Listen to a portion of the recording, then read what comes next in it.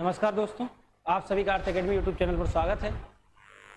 पिछली क्लास में हम सर्कल पढ़ रहे थे और उसी में हमने सर्कल की इक्वेशंस देखी। जो हमने बात की थी आपसे सबसे पहले क्लास से कोऑर्डिनेट ज्योमेट्री में, तो हमने आपको पॉइंट, स्ट्रेट लाइन, इसके बाद अब हम सर्कल के बारे में पढ़ रहे हैं। तो हमने आपको पिछली क्लास में सर्कल की इक्वेशंस के बारे में बताया। उसमें लास्ट बचा था डायमेट्रिकल इक्वेशन ऑफ सर्कल।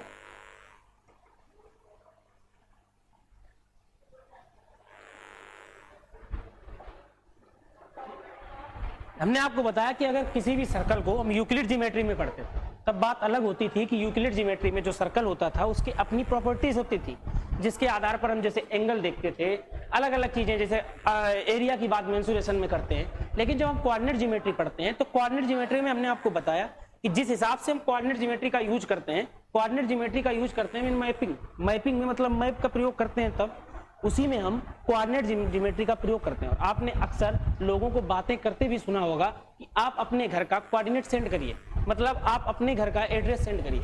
उसी के सेंस में हमने पॉइंट देखा, स्ट्रेट लाइन देखी और उसी में हमने सर्कल देखा।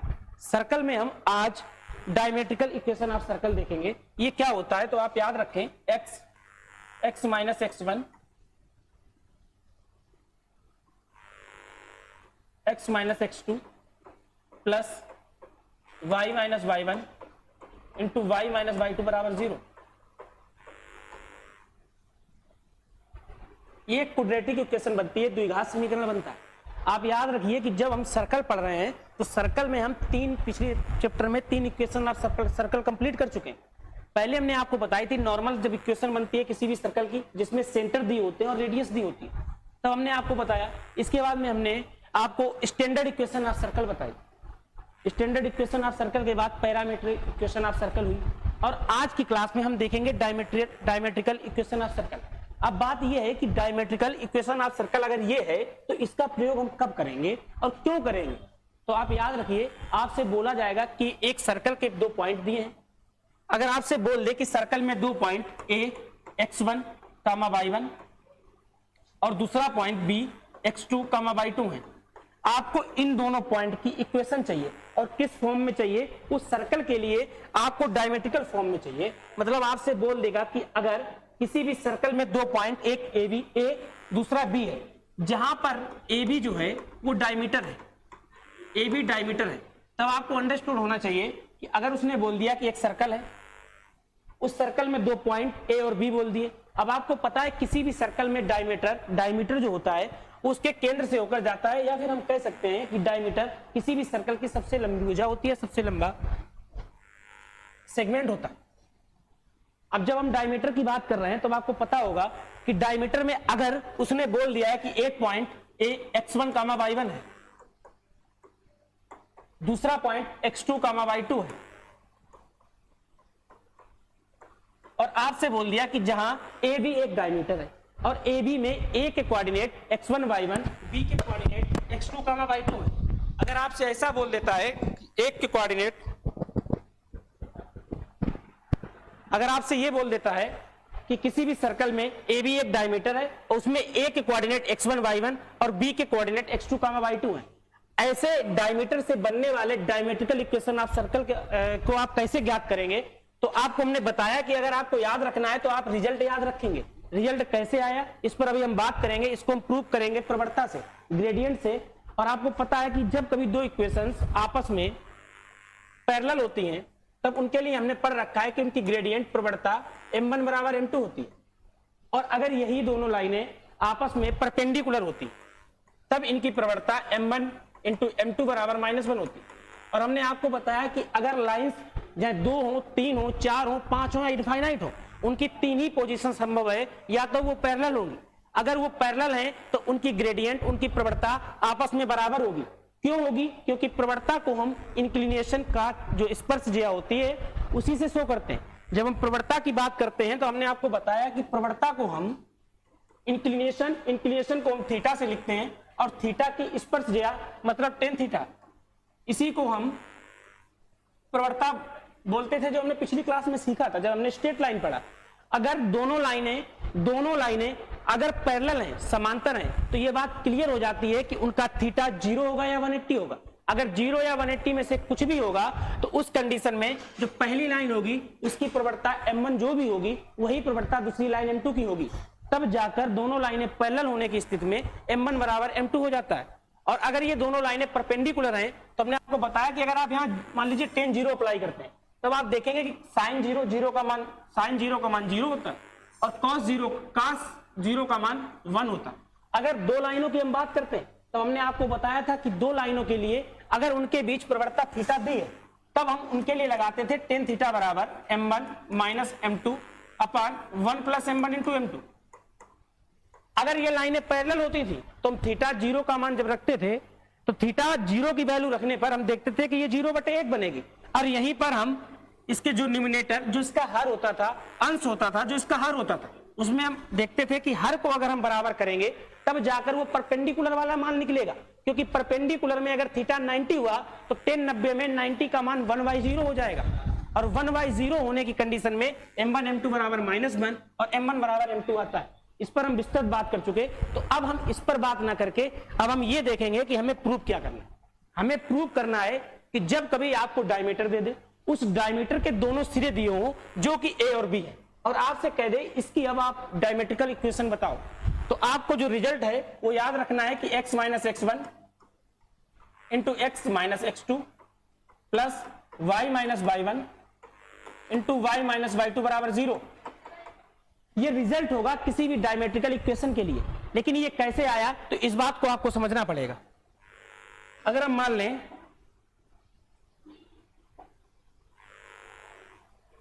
हमने आपको बताया था कि सर्कल क्या है, तो circle is the locus of A point which have a constant distance from a constant point. हमने आपसे कहा था सर्कल, जो सर्कल होता है किसी बिंदु का बिंदुपथ होता है। अगर उसी बिंदु को हम यहाँ P देखते थे, जिस बिंदु को हम P मानते थे, और हमने आपसे कहा था कि जब कभी आपसे सर्कल की डिफिनीशन पूछी जाए तब आप कहेंगे कि जो सर्कल है वो circle is the locus of A point, circle is the locus of A point, circle एक बिंदु का बिंदुपथ है। इस बिंदु का बिंदुपथ है मतलब इस बिंदु का रास्ता है, विच है जिसके पास है इक्वल डिस्टेंस, समान दूरी फ्रॉम अ कांस्टेंट पॉइंट। इस कांस्टेंट पॉइंट को ही हम सर्कल के सेंटर के नाम से जानते थे, इसी को हम सेंटर के नाम से जानते थे। और इस सेंटर को हम a, b कोऑर्डिनेट बताते थे। अगर यहां तक आपको कोई समस्या हो तो आप बताएं। हमने आपसे ये कहा कि जब हम सर्कल बनाते थे तो सर्कल में हमने बताया कि एक point circle is a locus of a point which have a constant distance. इस डिस्टेंस को हम r डिनोट करते थे और इस पॉइंट को हम सेंटर केंद्रक के नाम से जानते थे और इसके कोऑर्डिनेट a, b से डिनोट करते थे।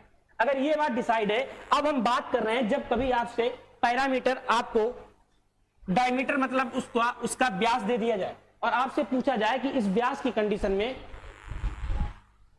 उस व्यास की कंडीशन में इसकी इक्वेशन क्या होगी। अगर उसका डायमीटर a, b दिया है और आपसे पूछ दे कि इस डायमीटर a b की इक्वेशन बताओ जिसमें b पॉइंट x2 y2 और a पॉइंट x1 y1 है, अब आप क्या करेंगे, इस सर्कल को बनाएंगे। इस सर्कल में आपको डायमीटर AB दिया है। अगर सर्कल में डायमीटर AB दिया है तब आप देखेंगे कि अगर हम A को x1, y1 लिख दें, क्यों लिख दें, हमें पता है कि किसी भी पॉइंट को हम कोऑर्डिनेट ज्योमेट्री में शो करने के लिए उसमें दो कोऑर्डिनेट्स लेते हैं। एक कोऑर्डिनेट को एब्सिसा जिसे x से डिनोट करते हैं, एक कोऑर्डिनेट को कोऑर्डिनेट जिसे हम कोट से डिनोट करते हैं और y से शो करते हैं। अगर इस बात को आप समझते हैं, अब हमें यह भी पता है कि हमें जब कभी एक से ज्यादा पॉइंट लेने होंगे तो एक पॉइंट को हम x1 y1, दूसरे पॉइंट को x2 y2 लेंगे। ये 2D तक करेंगे और 2D में पैराबोला हो, हाइपर हो, कोनिक सेक्शन हो, एलिप्स हो या सर्कल हो, ये सभी 2D में आ जाते हैं। शंकु परिच्छेद, परिवलय, अतिपरवलय, वृत्त, ये सभी 2 डायमेंशन फिगर है। जब हम 3 डायमेंशन की बात करेंगे वहां पर अगर आपको कभी 3 पॉइंट मानने हुए तब आप एक पॉइंट को x1 y1, दूसरे को x2 y2 और तीसरे पॉइंट को x3 y3 मानते हैं। लेकिन अभी हम 2D पढ़ रहे हैं तो 2D में एक पॉइंट को x1 y1 और दूसरे को x2 y2 लेंगे। ये हम क्यों लेंगे, क्योंकि हमें चाहिए diametrical equation of a circle, एक सर्कल की व्यासीय समीकरण चाहिए। जो इसके व्यास से होकर जाए। अगर हमें ये इक्वेशन चाहिए तो आपको पता हो कि एक पॉइंट x1 y1 हो गया, दूसरा पॉइंट x2 y2 हो गया। तब अगर हम जो पॉइंट, जिस पॉइंट का ये सर्कल लोकस था, उस पॉइंट से इन दोनों पॉइंटों को मिला दें, तब आपको यूक्लिड ज्योमेट्री की एक बेसिक थ्योरम पता होगी कि अर्धवृत्त पर बना कोण समकोण होता है। अर्धवृत्त पर बना कोण समकोण होता है, या फिर इसको हम एक अलग तरीके से देख सकते हैं कि अगर AB डायमीटर है, अगर AB डायमीटर है और ये P इस सर्कल पर स्थित है, तब अगर आप P को A से और P को B से मिलाएंगे तो ये दोनों आपस में परपेंडिकुलर होंगे, मतलब PA परपेंडिकुलर होगा PB पर। लेकिन अगर आपने एडवांस पढ़ रखी है या यूक्लिड ज्योमेट्री पढ़ रखी है, जो क्लास 10 तक ज्योमेट्री होती थी, उसमें पहली थ्योरम सर्कल में दी होती थी कि अर्धवृत्त पर बना कोण समकोण होता है। अगर कोई अर्धवृत्त, आप इसको छुपा लें, आप देखेंगे ये अर्धवृत्त है और इस अर्धवृत्त पर ये बना कोण समकोण होता है, मतलब ये 90 डिग्री होगा। ये क्यों होता है? अगर यूक्लिड ज्योमेट्री की थ्योरम से देखोगे तो इसको अलग तरीके से प्रूव करना पड़ता है। अगर इसका बेसिक कॉन्सेप्ट देखो तो ये कहता है कि अगर ए बी एक सर्कल का व्यास है, ए बी अगर सर्कल का डायमीटर है, तब ये बात क्लियर हो जाती है कि जिस पॉइंट से ये सर्कल मिला है, मतलब जिस पॉइंट का ये सर्कल पाथ है, वो दोनों पॉइंट अगर इस पॉइंट से, जिस पॉइंट का सर्कल पाथ है, अगर हम मिला देते हैं तो ये लाइन मतलब PA और PB आपस में परपेंडिकुलर होंगी, जिसको हम सरल करके इस तरीके से भी पढ़ते हैं, किसी अर्धवृत्त पर बना कोण समकोण होता है। तो आप याद रखें कि जो एंगल APB होगा वो 90 डिग्री होगा। अगर ये बात क्लियर हो जाती है तब आप देखें, इसमें कुछ अलग नहीं समझने को है। अगर AP और PB दो आपको स्ट्रेट लाइन मिल गई, क्यों मिल गई? ये स्ट्रेट लाइन है, लाइन सेगमेंट है, ये बात हम कैसे डिसाइड करें? तो हमने आपको कहा कि जो लाइन सेगमेंट यूक्लिड ज्योमेट्री में हुआ करता था, अगर उसमें कम से कम दो पॉइंटों के बारे में हमें पता है तो वो कोऑर्डिनेट ज्योमेट्री में स्ट्रेट लाइन की तरह हम प्रयोग करते हैं। अब हमें इसमें दोनों पॉइंट पता है, एक पता है x1, y1, दूसरा पता है x2, y2, और जिस पॉइंट से हमने इन दोनों पॉइंट को मिलाया है, अगर उस पॉइंट को हम x, y लिख दें तो कोई दिक्कत नहीं होगी, क्योंकि कोई भी पॉइंट हो उस पॉइंट को हम एब्सिसा और ऑर्डिनेट से ही शो करेंगे। ऐसा कोऑर्डिनेट ज्योमेट्री में होता है। अब अगर हम एब्सिसा से x लिखते हैं और ऑर्डिनेट को y लिखते हैं, तो अगर हम बात करें कि PA PB पर परपेंडिकुलर है, PA परपेंडिकुलर टू PB, अगर PA स्ट्रेट लाइन और PB स्ट्रेट लाइन एक दूसरे पर लंबवत है, आप इस तरीके से लिखेंगे कि PA and PB straight line are perpendicular to each other, एक दूसरे पर लंबवत हैं, तब ये कंडीशन बन जाती है इनकी प्रवणता को देखकर देखते हैं। अगर PA PB पर परपेंडिकुलर है तो ये बात क्लियर है कि इनकी प्रवणताओं का गुणनफल, अगर हम इनकी प्रवणताओं को आपस में गुणा कराएंगे तो उनका गुणनफल जो रिजल्ट आएगा वो -1 होना चाहिए। अगर if PA perpendicular to PB then तब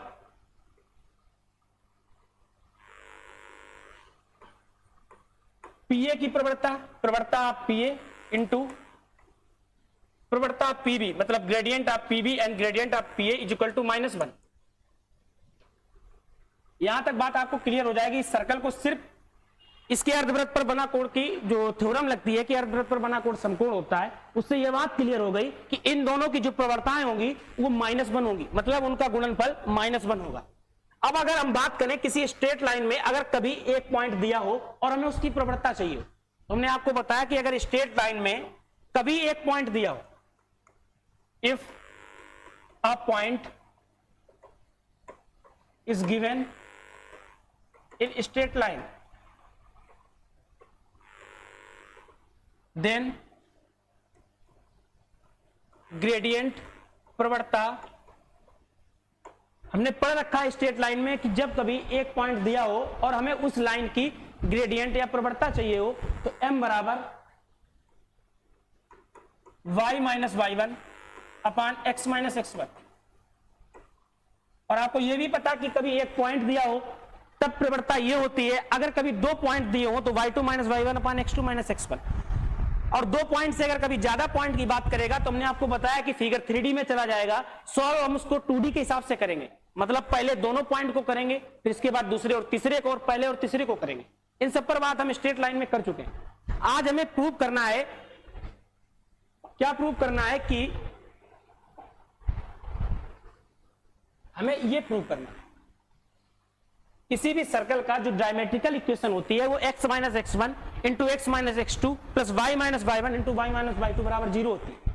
क्यों होती है इस बात को आपको देखना है कि जब एक पॉइंट डायमीटर की आप बात कर रहे हैं तो वो डायमीटर किसी सर्कल के पर दोनों तरफ मतलब कहीं ना कहीं जो डायमीटर होता है वो सर्कल पर दो हिस्सों पर काटता है। अगर दो हिस्से पर काटेगा तो एक हिस्से को पॉइंट को हम एक हिस्से पर काटे हुए बिंदु को हम ए और दूसरे को हम बी से डिनोट करेंगे। इनके अगर हमने x1 और y1 और x2 y2 दोनों पॉइंट ले लिए तब x minus x one into x minus x two plus y minus y one into y minus y two बराबर 0 ये इक्वेशन होगी किसी भी कोऑर्डिनेट ज्योमेट्री में जो सर्कल होता है उसमें डायमेट्रिकल इक्वेशन। सर्कल की जो डायमेट्रिकल इक्वेशन होती है वो x minus x one into x minus x two plus y minus y one into y minus y two बराबर 0 होती है। इसको ही हमें प्रूव करना है तो इसको प्रूव करने के लिए हमने अलग से कुछ नहीं किया। अलग से हमने सिर्फ आपको यह बताया जो बेसिक थ्योरम थी यूक्लिड ज्योमेट्री की कि आपको यह पता होना चाहिए कि यूक्लिड ज्योमेट्री जब हम पढ़ते थे क्लास 10th में तो एक थ्योरम हुआ करती थी कि अर्धवृत्त पर बना कोण समकोण होता है। अगर अर्धवृत्त पर बना कोण समकोण होता है और समकोण बनाने के लिए जो दो लाइनें प्रयोग की गई हैं हमें उन लाइनों की कभी बात कर दी जाए तो हमें यह भी पता होता है कोऑर्डिनेट ज्योमेट्री में कि अगर दो लाइनें परपेंडिकुलर है दो स्ट्रेट लाइन एक दूसरे पर परपेंडिकुलर है तब उनकी ग्रेडियंट v माइनस 1 होती है। तो सिर्फ हमने दो थ्योरम प्रयोग करी। दो थ्योरम में हमने पहले थ्योरम प्रयोग करी कि आपको पता होना चाहिए कि जो अर्धवृत्त पर बना कोण समकोण होता है। अगर अर्धवृत्त पर बना कोण समकोण हो गया तब यह बात क्लियर हो गई कि ये दोनों स्ट्रेट लाइन एक दूसरे पर परपेंडिकुलर होंगी और अगर ये दोनों स्ट्रेट लाइन एक दूसरे पर परपेंडिकुलर होंगी तब ये बात कोऑर्डिनेट ज्योमेट्री से क्लियर हो जाती है कि इनकी ग्रेडियंट इनकी प्रवणता का गुणनफल -1 होगा। अब यहां तक कोई दिक्कत नहीं होगी अगर इन दोनों की प्रवणताएं -1 होंगी और हमें ए बी की प्रवणता चाहिए मतलब हमें एपी की प्रवणता चाहिए। अब एपी की प्रवणता के लिए या तो हमें दोनों पॉइंट पता हो अगर दोनों पॉइंट नहीं पता तो कम से कम एक पॉइंट तो पता हो। हमने देखा कि यहां एपी में हमें एक पॉइंट पता है जो ए पता है तो अगर हमें ए पता है तो ए से हम प्रवणता निकाल सकते हैं बिल्कुल निकाल सकते हैं। उसके लिए हमने लिखा कि जब कभी एक पॉइंट दिया हो तो उसकी प्रवणता m बराबर y minus y one into x minus x one होगी। अब इसी को आप लिख लें ए पी बी। शायद आपको ये क्लियर हो रहा होगा कि एक ट्रायंगल बन रहा है जो जिसमें जो ए बी है ये ए बी किसी भी सर्कल के डायमीटर का काम कर रहा है। ए पी एक अलग स्ट्रेट लाइन पी बी एक अलग स्ट्रेट लाइन। अगर आप बात करें इस पॉइंट को हम x1 y1 मान रहे हैं इस पॉइंट को हम x2 y2 मान रहे हैं। अब आप देखेंगे कि हमने बताया कि AP और PB इनकी अगर AP की प्रवणता ग्रेडियंट हम m1 मान लें PB की प्रवणता m2 मान लें तो आप देखो हमने अलग से क्या किया। हमने अलग से ये किया कि हमने प्रवणता जो है लेट जो ग्रेडियंट ऑफ AP है ग्रेडियंट ऑफ AP उसको m1 माना वहीं ग्रेडियंट ऑफ PV इसको हमने m2 माना। अब हमें पता है जो हमने थ्योरम प्रयोग भी कर ली कि इन दोनों का सम इन दोनों का जो एंगल होगा बीच का एंगल होगा इसको हम 90 डिग्री लिखेंगे क्योंकि अर्धवृत्त पर बना कोण समकोण होता है। अगर ऐसा है तो ये दोनों प्रवणताएं अगर दोनों के बीच एंगल 90 डिग्री है तब ये प्रवणताओं का गुणनफल भी -1 होगा मतलब m1 इंटू m2 बराबर -1।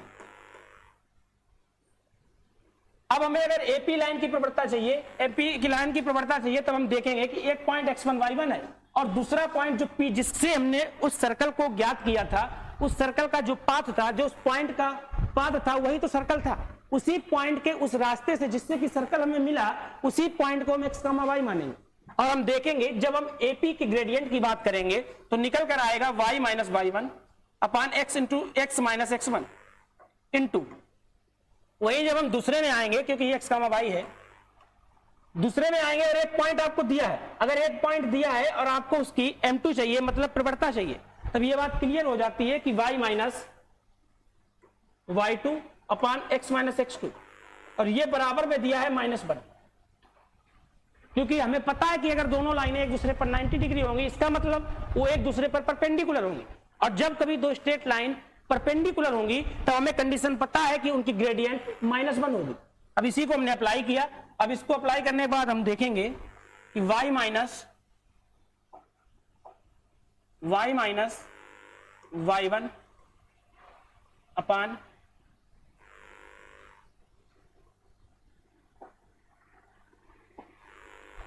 x minus x1 into y minus y2 upon x minus x2 बराबर -1।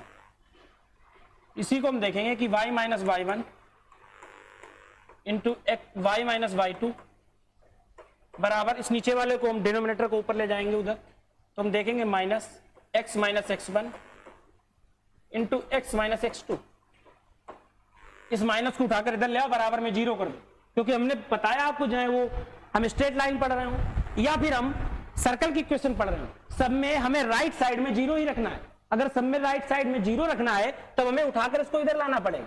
इसको लाने के लिए हम देखेंगे y माइनस y1, ये इधर माइनस का है और इधर लाओगे तो पॉजिटिव प्लस का हो जाएगा, y minus y2 plus x minus x1 into x minus x2 बराबर 0।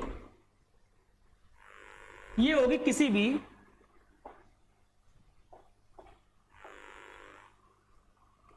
y minus y1 into y minus y2 बराबर x minus x plus x minus x1 into x minus x2 बराबर 0। ये होगी diametrical equation of a circle. Diametrical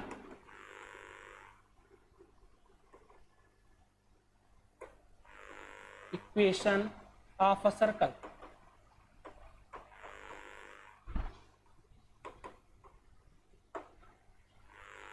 अब आपके दिमाग में ये जरूर आ सकता है कि हम सर्कल पढ़ रहे हैं, हमने सर्कल की फंडामेंटल इक्वेशन पढ़ ली, अच्छी बात थी, इसके बाद हमने उसकी स्टैंडर्ड देख ली, अब हम जरूरी था कि ये चारों इक्वेशन पढ़ते, तो आपको इसलिए अलग अलग इक्वेशन पढ़ने की जरूरत है। वैसे हमने आपको बताया कि जो हम फंडामेंटल इक्वेशन पढ़ते हैं, जो मूल किसी भी समीकरण, चाहे वो स्ट्रेट लाइन हो, सर्कल हो, जो उसकी मूल इक्वेशन हम पढ़ते हैं, उसी पर कहीं ना कहीं ये सभी रिलेट होती हैं, उसी के बिहाफ पर हम इनको प्रूव करते हैं। अगर आप उससे निकालना चाहते हैं तो आप आराम से निकालें। हमने आपको बताया कि जब कभी फंडामेंटल इक्वेशन को आपको हल करना है, उससे डायरेक्ट आंसर लाना है, तो आपको एक पॉइंट पता हो, त्रिज्या पता हो, आप निकाल लेते थे। लेकिन अगर उसने कभी सिर्फ आपको किसी भी बोल दिया कि एक सर्कल है, उस सर्कल का डायमीटर है और उसमें 2 पॉइंट दे दिए, डायमीटर ना बोल के उसने बोल दिया कि एक सर्कल में ए और बी 2 ऐसे पॉइंट हैं जिनके निर्देशांक x1 y1 और दूसरे के x2 y2 या 3 4 5 6 हैं, और आपसे बोल दिया कि अगर हम ए बी को मिलाते हैं तो ए बी को मिलाने पर ये ए बी उस सर्कल के डायमीटर का काम करेगा, तब आपको 2 पॉइंट पता चल गए। जबकि हमें ये पता है कि अगर हम फंडामेंटल इक्वेशन लगाना चाहते हैं तो हमें सेंटर के कोऑर्डिनेट चाहिए, और सेंटर के कोऑर्डिनेट चाहिए। अब आप निकाल सकते हैं सेंटर के कोऑर्डिनेट, उसमें कोई दिक्कत नहीं होगी। इस चीज को हम देखेंगे अब कन्वर्जन ऑफ फोर्थ इक्वेशन, मतलब जो चारों हमने इक्वेशन पढ़ी, इनका आपस में तालमेल जो है उसको बिठाएंगे, देखेंगे कन्वर्जन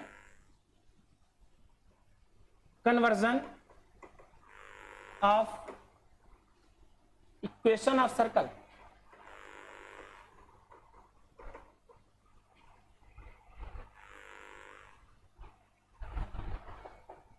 अभी तक आपने जो जितने भी इक्वेशन सर्कल की पढ़ी, तो हमने आपको बताया कि जब कभी सर्कल की हम बात करेंगे तो सर्कल में हम 4 टाइप से इसकी सर्कल की इक्वेशन को डिफाइन करेंगे।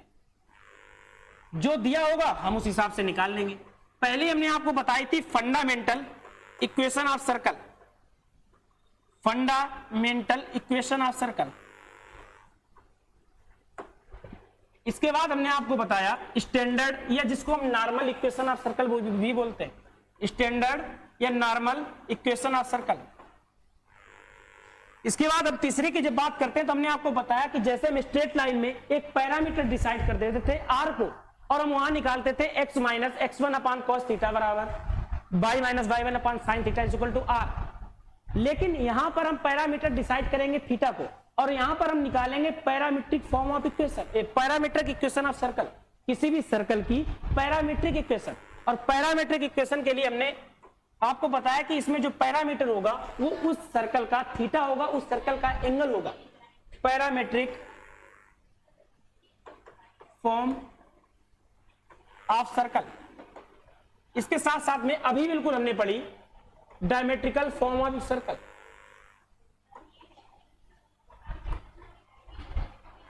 अब हम आप कन्वर्जन कहो या फिर आप कहो कि इन सर्कल में जो हमने इक्वेशन पढ़ी इनका यूज हम कब कब करेंगे, तो हम आपको बता दें कि जब क्या क्या दिया हो जब आप उसका यूज करेंगे, या पहले इक्वेशन देख लेंगे और उसके बाद हम देख लेंगे कि क्या क्या दिया हो जो हम इसका यूज करें या किसी दूसरी इक्वेशन का यूज करें। तो आप याद रखें, जब कभी हम फंडामेंटल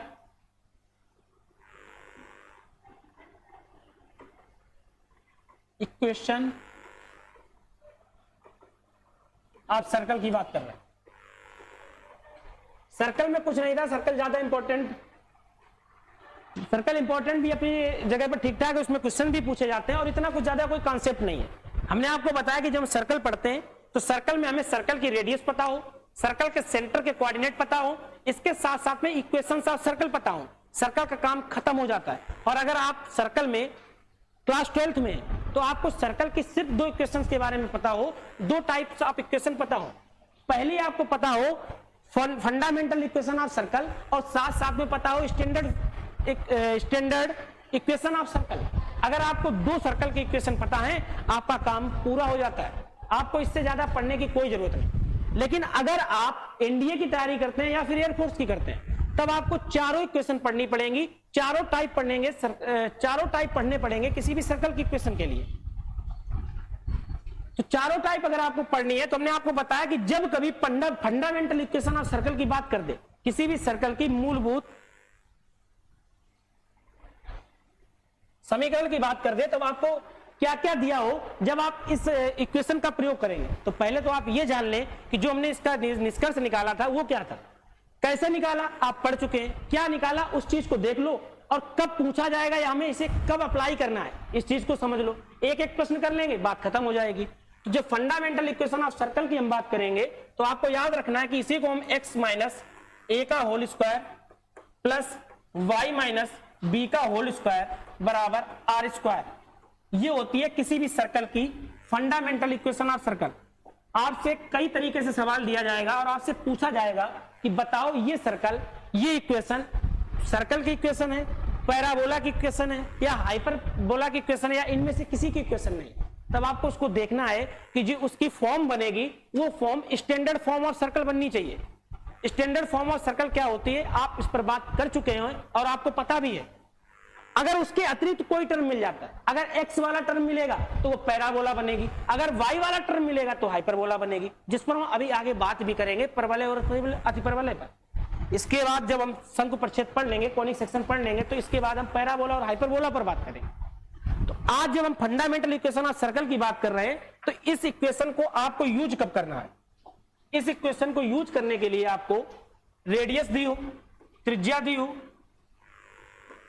और ये त्रिज्या क्या होगी, ये त्रिज्या किसी भी सर्कल की रेडियस होगी, ये त्रिज्या किसी भी सर्कल की रेडियस होगी।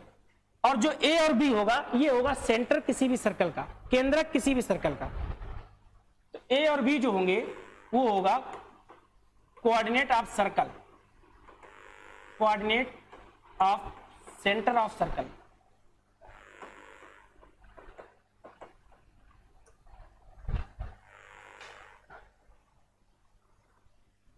एक सवाल देख लो इस पे आप, कि जब कभी आपसे बोल दे कि एक सर्कल जिसकी त्रिज्या 5 सेंटीमीटर है और उसके केंद्रक के निर्देशांक 3,4 है, आप इससे बनने वाली सर्कल की इक्वेशन बताओ।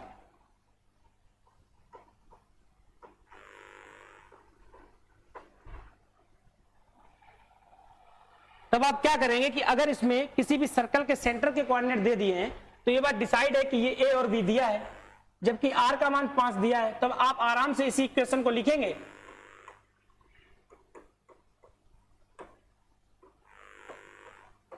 आर स्क्वायर एक्स माइनस 3 का whole square plus y minus 4 का होल स्क्वायर बराबर आर स्क्वायर। आर का मान हमें पता भी है 5 का होल स्क्वायर। जो ये इक्वेशन आई ये किसी भी इक्वेशन की फंडामेंटल इक्वेशन हुई सर्कल की। अगर आपसे सर्कल की फंडामेंटल इक्वेशन के बारे में पूछेगा तो आपको उसके सेंटर देगा। अगर आपको उसके सेंटर दे दिया और त्रिज्या दे दी तो उस स्थिति में क्या होगा, आप आराम से इसमें अप्लाई करेंगे और निकाल लेंगे। अब इसी से वो आगे पूछ देता है कि अगर कभी उसने आपको ये त्रिज्या दी और ये पॉइंट दिया अब आपसे उसने बोल दिया कि अब आपको स्टैंडर्ड इक्वेशन ऑफ सर्कल बताइए। अब आप स्टैंडर्ड इक्वेशन ऑफ सर्कल बताइए, जबकि रेडियस दी और उसके पॉइंट दे दिए। तब आप क्या करेंगे, आपको कुछ नहीं करना है, इसी को एक्सप्रेस कर देना है, इसी को व्याख्यायित कर देना है।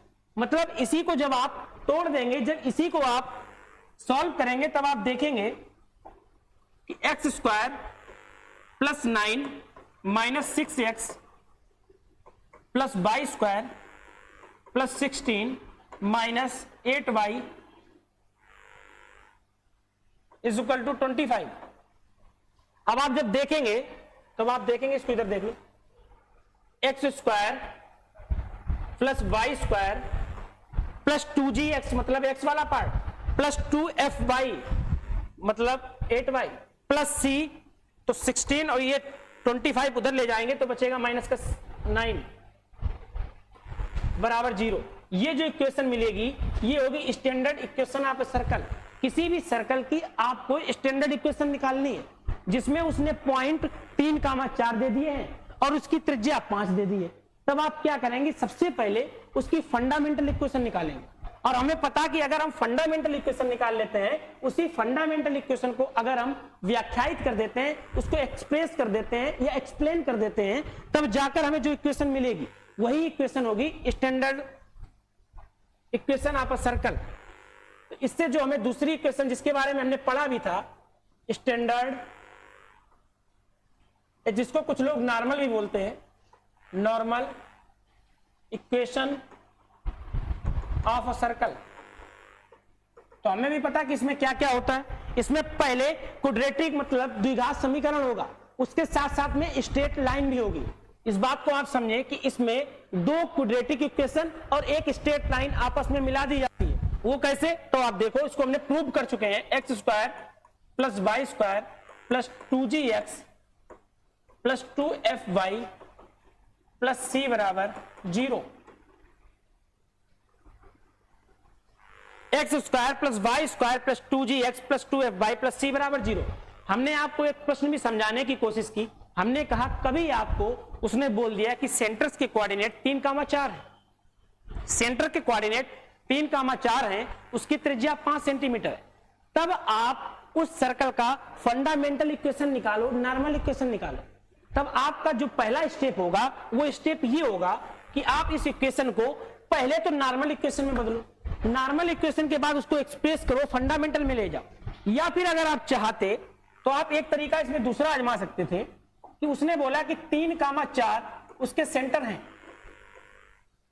3,4 उसके सेंटर हैं और r का मान 5 है, और आप उसकी स्टैंडर्ड इक्वेशन हमसे चाहते।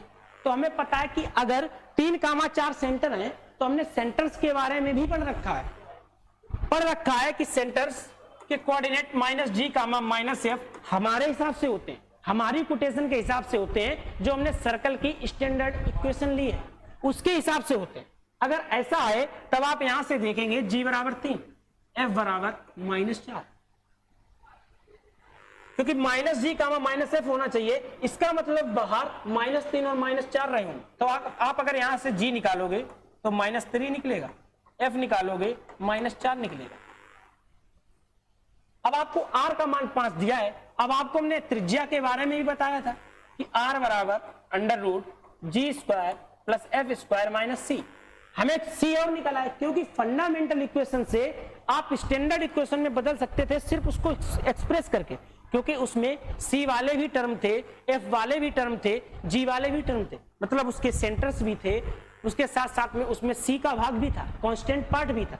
लेकिन अब उसने किसी भी सर्कल में उसका सेंटर दिया, रेडियस दी, और आपसे कहा कि आपको सीधा उसकी स्टैंडर्ड फॉर्म में बदलना है। अगर आपको उसकी स्टैंडर्ड में जाना है तब आपको क्या करना पड़ेगा कि इस पॉइंट को 3,4 और r बराबर 5, इसकी मदद से आपको सबसे पहले c निकालना होगा। और c आप कैसे निकाल सकते हैं, इसके लिए हमने बताया कि त्रिज्या बराबर √g² plus f² minus c होता है। अगर ऐसा है तो r का मान 5 रखो यहाँ, g का मान 3 मतलब 9, 4 का मतलब 16 माइनस c √। अब आप इसको हल करेंगे तो आप देखेंगे 25 माइनस 25 बराबर c, c का मान 0 आएगा। c का मान 0 आ गया, हमें कोई दिक्कत नहीं। सी का मान 0 आया तो इससे ये पता चला कि जो कांस्टेंट टर्म है वो 0 होगा, कोई कांस्टेंट टर्म होगा नहीं, तो क्या इक्वेशन नहीं बनेगी? बिल्कुल बनेगी। इक्वेशन क्यों नहीं बनेगी? इक्वेशन बनेगी। हमने देखा कि x square plus y square plus 2gx, और g का मान निकला था यहाँ, g का मान निकला था -3, 2gx मतलब माइनस का 6x माइनस 2fy, f का मान निकला -4 तो हम देखेंगे -8y, x square plus y square 2gx plus 2fy plus c मतलब 0 बराबर 0। ये इक्वेशन आपकी फंडामेंटल इक्वेशन ऑफ सर्कल होगी। अगर आप ध्यान दें तो यही इक्वेशन हमने पिछली भी निकाली।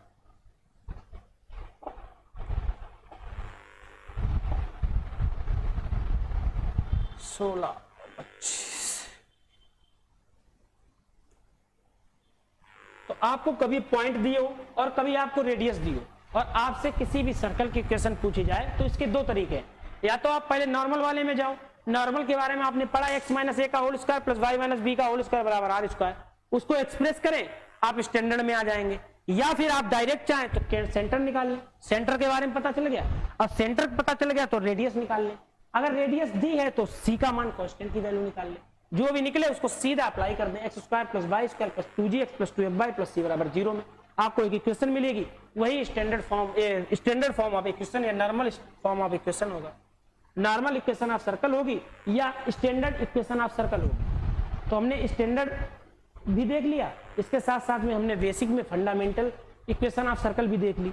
अब तीसरी की हम बात जब करेंगे तो हमने आपको बताया था कि ये पैरामेट्रिक थी, ये आपकी पैरामेट्रिक हुआ करते थे, parametric equation of circle.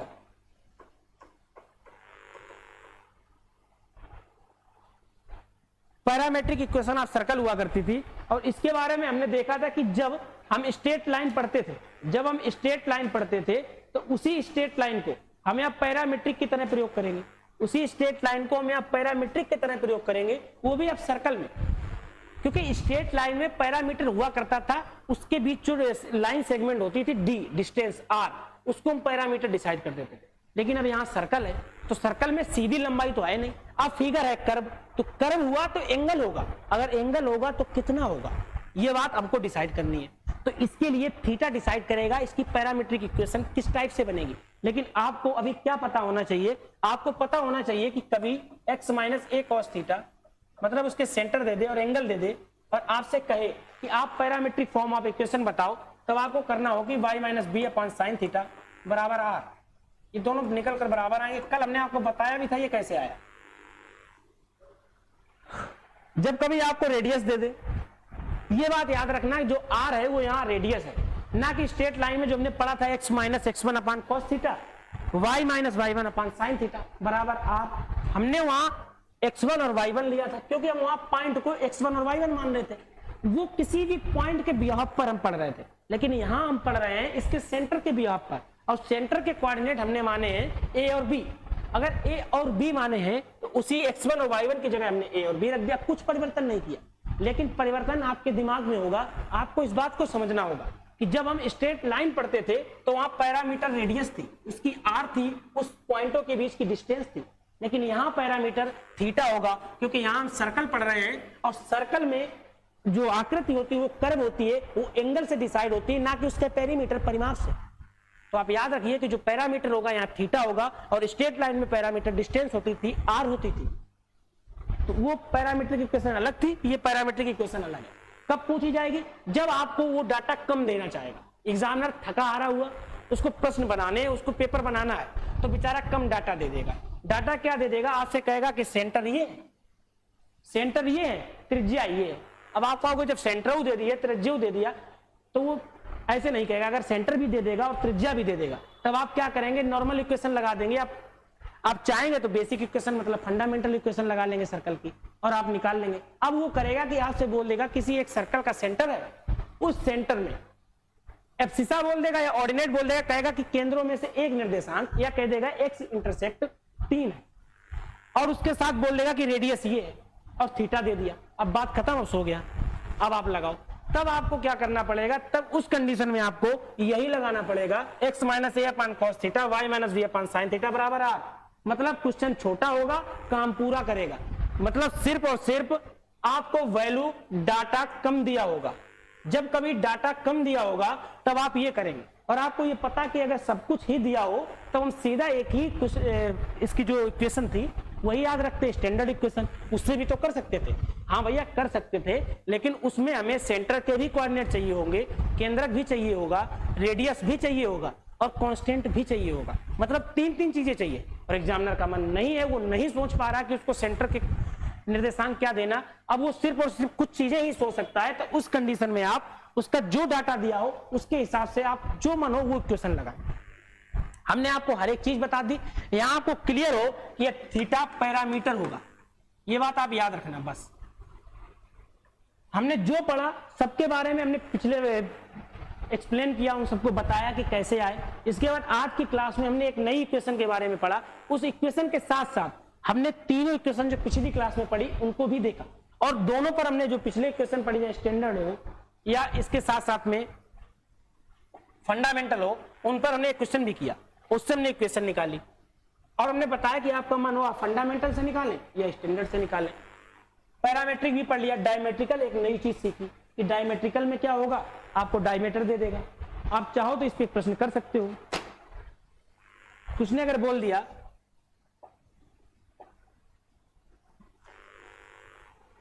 if a point A 1, 2 and B -3, 4, if points A, दो पॉइंट दिए तो A होगा 1, 2 के कोऑर्डिनेट और B पॉइंट के कोऑर्डिनेट है -3, 4। उसने आपसे ये बोल दिया कि अगर एक पॉइंट के कोऑर्डिनेट 1, 2 और 3, 4 हैं, तब आप उस इक्वेशन की उस सर्कल की इक्वेशन निकालो। Find equation of a circle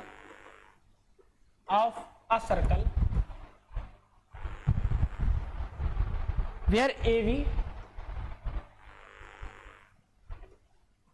AB is diameter।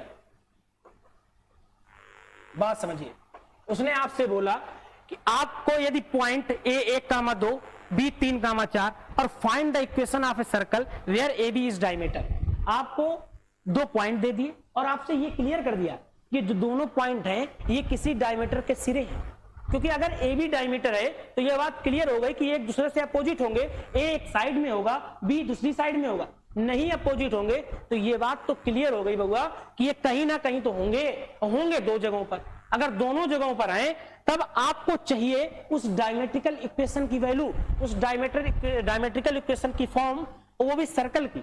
तब आप क्या करेंगे कि आपको पता है कि x minus x1 x minus x2 plus y minus y1 into y minus y2 बराबर 0।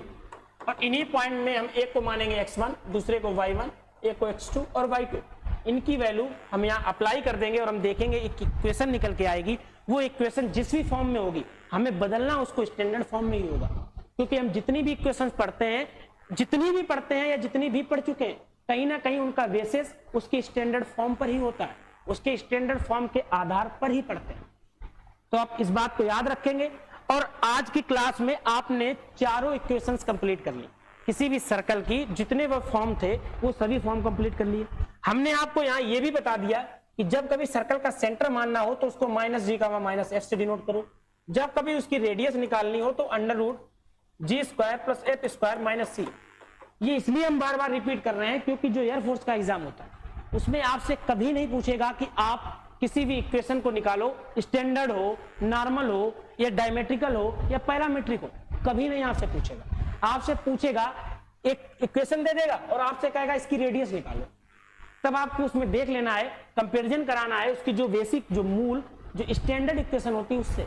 वहां से आप g निकालेंगे, f निकालेंगे, उन g और f को अप्लाई करेंगे, c का मान कांस्टेंट होगा, जैसे लिखा होगा 24, 23, 25, और जो x के साथ होगा, उस जो x का कोफिशिएंट होगा वो g होगा, जो y का कोफिशिएंट होगा वो f होगा, उसी को आप यहां रखेंगे और r का मान निकालेंगे। ये इसलिए याद रखना क्योंकि सर्कल पे आज तक जितने भी प्रश्न पूछे गए हैं एयरफोर्स एक्स ग्रुप में, वो कहीं ना कहीं सेंटर और रेडियस पर ही पूछे गए। कभी उसने नहीं कहा कि आप नॉर्मल इक्वेशन को परपेंडिकुलर में, नॉर्मल को या स्टैंडर्ड को आप पैरामेट्रिक में ले जाओ या पैरामेट्रिक को आप डायमेट्रिकल में ले जाओ, कभी उसने नहीं पूछा। इस टाइप से क्वेश्चन आज तक नहीं पूछे। उसने पूछा है तो सिर्फ और सिर्फ इतना, हम चाहते आपको तो सिर्फ इतना लिखा देते कि रेडियस ये है, सेंटर ये है, आप नोट कर लो, 2-4 सवाल करा देते, कहानी खत्म। हमारी भी मेहनत खत्म, आपकी भी खत्म, लेकिन सवाल कल खत्म। ये कहानी होती है। तो इसलिए एक सवाल भी आप देखेंगे इसमें, वो अगली क्लास में हम इसमें 2-4-5 जो भी सवाल बनेंगे उन पर बात करेंगे। आज के लिए आप इतना ही। अगर आपको वीडियो पसंद आता है तो आप इसको लाइक करें और अर्थ एकेडमी यूट्यूब चैनल को सब्सक्राइब भी करें और इसको शेयर भी करें। आज के लिए इतना ही। Thank you.